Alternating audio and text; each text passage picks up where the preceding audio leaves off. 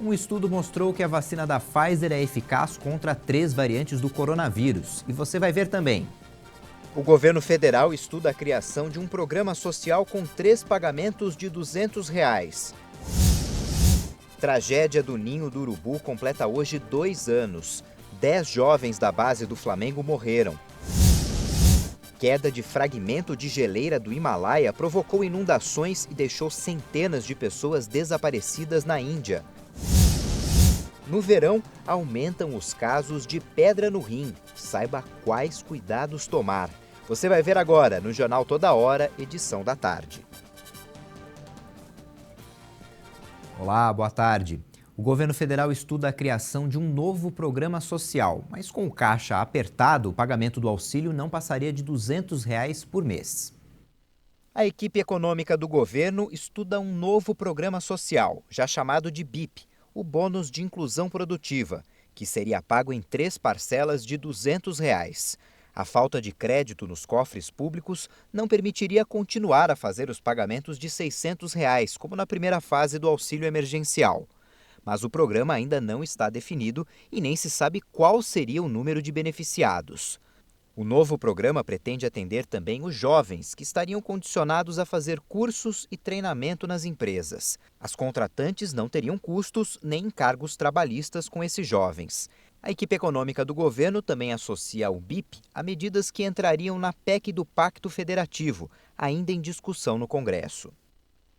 O Brasil confirmou mais 522 mortes pela Covid-19 de um dia para o outro. Já são mais de 9,5 milhões de casos desde o início da pandemia. O Ministério da Saúde informou que o Brasil somou mais 522 mortes por coronavírus em 24 horas, chegando a 231.534 vítimas. Foram também 26.845 casos de um dia para o outro. E com isso, o total de diagnósticos já passou de 9.524.000 infectados. A média móvel de mortes nos últimos 7 dias chegou a 1.004 óbitos por dia. Os registros estão acima de 1.000 desde o dia 21 de janeiro.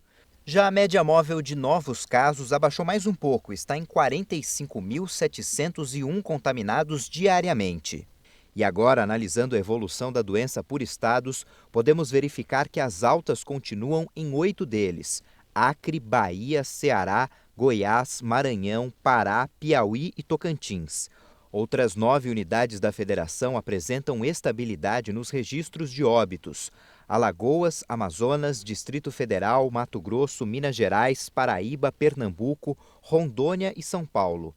Em queda, dessa vez, aparecem 9 estados: Amapá, Espírito Santo, Mato Grosso do Sul, Paraná, Rio Grande do Norte, Rio Grande do Sul, Rio de Janeiro, Santa Catarina e Sergipe. O estado de Roraima não aparece aqui no nosso mapa porque ele não apresentou os dados de casos e mortes. Hopkins. Agora vamos falar de vacinação. O Brasil já ultrapassou a marca de 3,5 milhões de vacinados contra o coronavírus. Esse número representa 1,7% da população brasileira.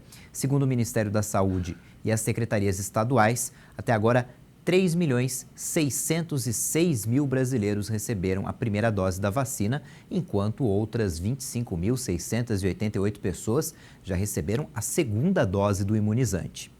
A África do Sul suspendeu a imunização da vacina de Oxford AstraZeneca depois que um estudo de uma universidade do país indicou que o medicamento teve uma proteção limitada contra a variante sul-africana da Covid.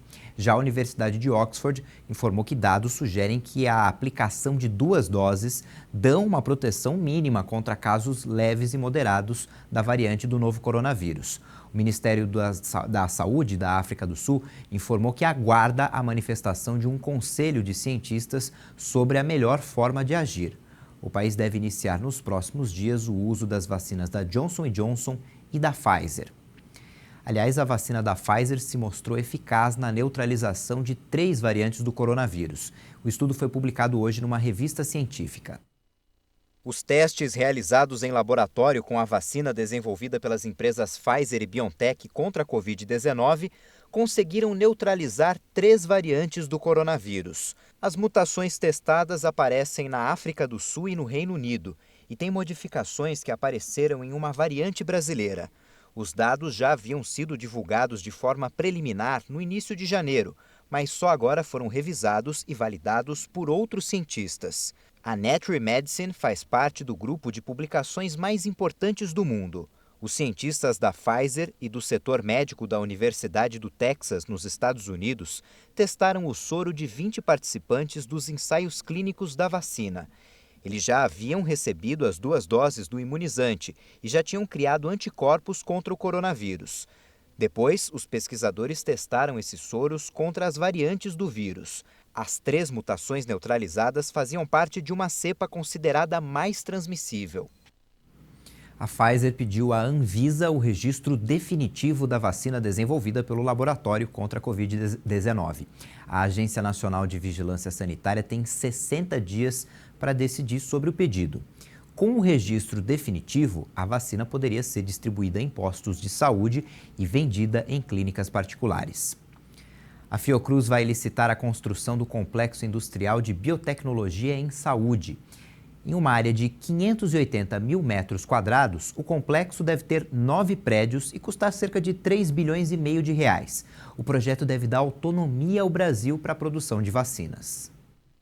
O Complexo Industrial de Biotecnologia em Saúde da Fiocruz vai ser o maior e mais moderno da América Latina. A nova fábrica vai permitir aumentar em 4 vezes a produção de vacinas e medicamentos, que são direcionados prioritariamente ao SUS. Ele representa a garantia de sustentabilidade do PNI nas próximas décadas, a redução da vulnerabilidade do país em biofármacos, maior acesso da população, inclusive de vacinas e biofármacos, para doenças negligenciadas. Ao mirar para o futuro, ele está nos colocando o desenvolvimento nacional na área de saúde de uma forma exemplar. Além dos benefícios para a saúde, o complexo vai gerar cerca de 5 mil empregos diretos na fase de construção. Quando estiver concluído, a Fiocruz vai conseguir produzir 120 bilhões de doses de vacinas por ano. Para o ministro da Saúde, a pandemia mostrou como é importante investir em vacinas e medicamentos. Nós precisamos ser autossuficientes na produção de IFA, na produção de vacinas e insumos para combater esse e os próximos vírus que virão. Ontem foi o segundo dia das provas do Enem Digital. 26 mil estudantes fizeram a avaliação. A taxa de abstenção foi de 71%. O Instituto Nacional de Pesquisas Educacionais considerou que a primeira aplicação do Enem nesse formato foi satisfatória. E o presidente do INEP, Alexandre Lopes, disse que a alta abstenção já era esperada. Em relação ao segundo dia, era esperado esse nível de ausências, dado o que é muito similar ao que ocorreu no primeiro dia do Enem Digital. Tanto no impresso quanto no digital, é normal que no segundo dia menos pessoas façam a prova do que em relação ao primeiro dia. Então, a gente trabalhava com esse número também de ausências. Os candidatos que tiveram problemas para fazer a prova ou tiveram Covid têm até sexta-feira para pedir a reaplicação. O gabarito vai ser divulgado essa semana, na quarta-feira. O presidente do INEP disse também que o Enem 2021 deve acontecer em novembro ou dezembro. Hoje as escolas estaduais de São Paulo retomaram as aulas. A volta mistura atividades presenciais e virtuais e é no esquema de rodízio de alunos, com 35% deles na classe, na sala de aula, nas regiões na fase vermelha e laranja, e 70% nas regiões na fase amarela, como é o caso da Grande São Paulo. A Petrobras reajustou os preços da gasolina, do diesel e do GLP para as distribuidoras. A gasolina subiu em média 17 centavos, foi para R$ 2,25 o litro. O diesel subiu 13 centavos para R$ 2,24 e o gás, o GLP, subiu em média 14 centavos e foi para R$ 2,91 o quilo. Os preços são influenciados pelo dólar e pelas cotações internacionais do produto. A gente vai para o intervalo e na volta você vai ver que mais de 200 pessoas estão desaparecidas na Índia por causa de uma inundação. A gente conta essa história daqui a pouco. Até já.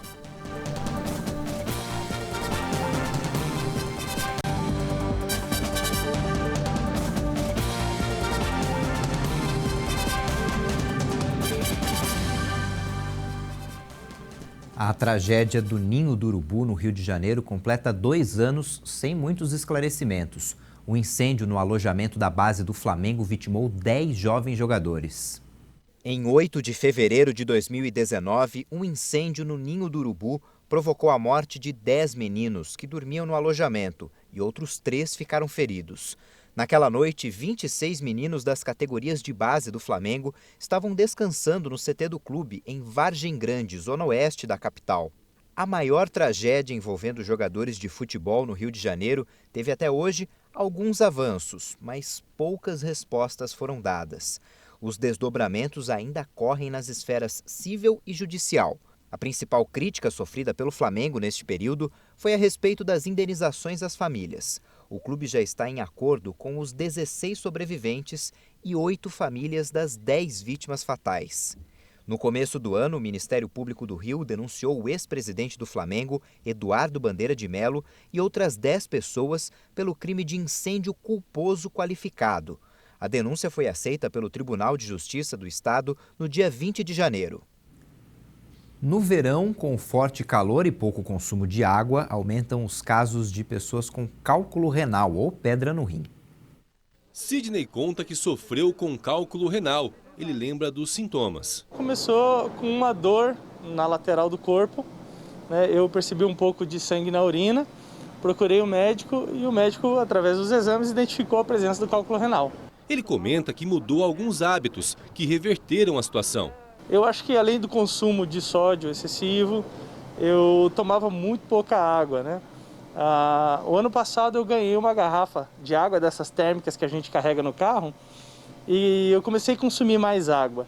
E quando eu comecei a consumir mais água, o cálculo renal parou de me incomodar. De acordo com o levantamento da Sociedade Brasileira de Urologia, 1 a cada 10 pessoas sofre de cálculo renal. A doença atinge principalmente homens com idade entre 20 e 35 anos. E um alerta, no verão a incidência é maior. Aumenta em cerca de 30% a incidência de cálculo renal. Por quê? No mês de janeiro é um mês mais quente, é um mês que a gente está mais ativo. Então isso faz com que a gente tende a urinar menos e muitas vezes a gente não percebe isso e toma pouco líquido ou não toma o líquido suficiente para manter bem hidratado e aumenta a formação de cálculo. Para que os rins trabalhem bem, além de evitar sal e tomar ao menos 3 litros de água por dia, é importante fazer atividades físicas, perder peso e diminuir consumo de carne vermelha. O médico urologista ainda comenta que uma situação pontual devido à pandemia pode ser propícia ao desenvolvimento de cálculo renal. Nessa pandemia tem o tal do kit Covid, né, que normalmente muitas vezes nem tem uma prescrição ou um acompanhamento médico. E pode ser que use em excesso a suplementação, principalmente de vitamina C e vitamina D. Isso daí pode predispor à formação de cálculo. Por quê? A vitamina C em excesso pode deixar o corpo e a urina um pouco ácida. Essa acidificação da urina predispõe à precipitação de alguns eletrólitos e pode formar alguns cálculos renais. E a vitamina D em excesso também pode absorver muito cálcio. E o cálcio é o principal ingrediente, ou principal componente dos cálculos renais. O presidente da Sociedade Sul-Mato-Grossense de Urologia também explica que pessoas em famílias com casos de cálculo renal podem ser mais propícias à doença. Além disso, ele recomenda ficar de olho na coloração da urina, que deve ser transparente. Senão, significa que a pessoa está tomando pouca água. Aliás, não é qualquer tipo de líquido que é indicado para a hidratação. Refrigerante em excesso ou qualquer bebida gaseificada, como a cerveja, isso pode predispor à formação de cálculo, porque tem muito oxalato, além de também pode deixar a urina mais ácida. Né, como a gente falou anteriormente, isso pode predispor à formação de cálculo. O tereré, por si só, água, muitas vezes não tem tanta complicação. Mas, lógico, o excesso também de chá, café e a própria erva do tereré em excesso pode também predispor à formação desses oxalatos que podem formar o cálculo. Então, o ideal é água livre, né? Água potável, água que hidrate, né? Que mantenha a gente hidratado. A queda do fragmento de uma geleira do Himalaia provocou a inundação de 2 centrais elétricas e destruiu pontes e estradas na Índia. Autoridades indianas continuam nesta segunda-feira com os trabalhos de resgate no norte da Índia, depois da ruptura no domingo de uma geleira no Himalaia, que provocou a cheia repentina de um rio. Pelo menos 200 pessoas continuam desaparecidas e já foram confirmadas quase 20 mortes, número que pode aumentar. Muitas pessoas ficaram presas nas 2 centrais de energia elétrica localizadas na represa Riticanga. Estávamos trabalhando na coroa do túnel quando ouvimos gritos falando para sairmos. Não sabíamos o que estava acontecendo. Começamos a correr para a saída quando a força da água jorrou pela boca do túnel. Alguns trabalhadores ficaram bloqueados em 2 túneis obstruídos pela correnteza de água, lama e pedras provocada pela ruptura da geleira. A correnteza devastou o vale do rio do Aliganga, destruindo tudo que encontrava na passagem. Autoridades declararam que a tragédia era imprevisível e que se tivesse acontecido à tarde, depois do horário de trabalho, a situação não seria tão grave. Os vilarejos nas montanhas que cercam o rio foram evacuados e o maior risco de inundação foi superado. 14 geleiras estão sobre o rio no Parque Nacional Nanda Devi. O local é objeto de estudos científicos por causa da crescente preocupação a respeito da mudança climática e do desmatamento. Na Fórmula 1, a Mercedes anunciou hoje de manhã a renovação de contrato do heptacampeão mundial e recordista de vitórias Lewis Hamilton. O britânico assinou a renovação do contrato por mais um ano e segue na Mercedes até pelo menos o fim da temporada 2021. Apesar de sempre ter manifestado o desejo de permanecer na escuderia, Hamilton queria o cumprimento de algumas exigências para renovar o contrato. As principais delas foram a redução nas participações em eventos da equipe e também a diminuição no número de visitas à fábrica da escuderia na Inglaterra. Pela Mercedes, Lewis Hamilton conquistou 6 dos seus 7 títulos mundiais. Essa edição fica por aqui, você pode rever nossas reportagens no YouTube. E já tem outras informações com a Juliana Dariva. Tchau, boa tarde.